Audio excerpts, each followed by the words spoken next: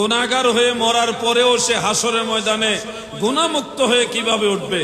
আল্লাহর হাবিব বলেন, আমার গুনাহগার উম্মত যখন কবরে চলে যাবে, দুনিয়া থেকে তার ভাই, তার বন্ধু, তার আপনজন, সন্তানাদি তার জন্য দোয়া করবে, ইস্তেগফার করবে, দোয়া করবে এইভাবে, রব্বির হামহুমা কামা রব্বায়ানি সগীরা। বলেন না, রব্বির হামহুমা কামা রব্বা। অথবা আরবিতে বলবে, রব্বানা গফির লানা ওয়া লিইখওয়ানিনা আল্লাযীনা সাবাকুনা বিল ঈমান।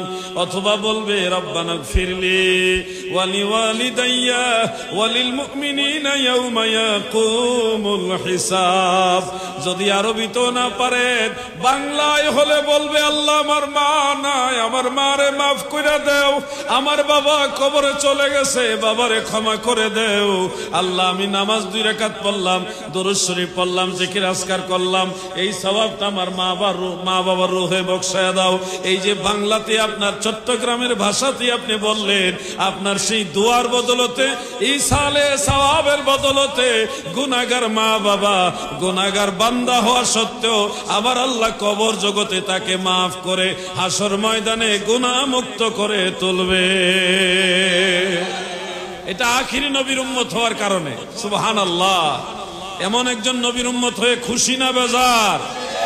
যদি জোড়াইতে চাহ মোর মজা লাভ হব, বাড়ি দিতরিতে চাহ ভেলা, মন সাধ মিটাইয়া এই বেলা গাহ গাহ মুহাম্মদ সাল্লে আলা আল্লাহুম্মা সাল্লে। স্টেজে আসেন না, আসেন ভাইজান।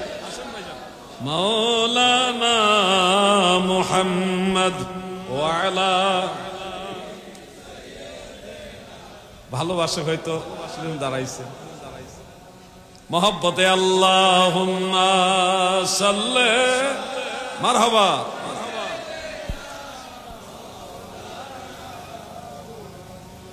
ওয়া আলা আলি সাইয়্যিদিনা।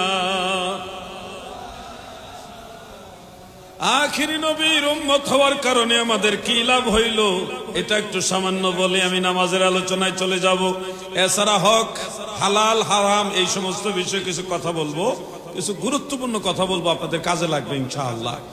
এর আগে যেহেতু মিলাদুন নবী উপলক্ষেই মাহফিল, এই জন্য নবীজির কারণে আমরা কেমনে লাভবান হইলাম এই ব্যাপারে 2-1টা কথা না বললে মাহফিলের নামের হক আদায় হবে না।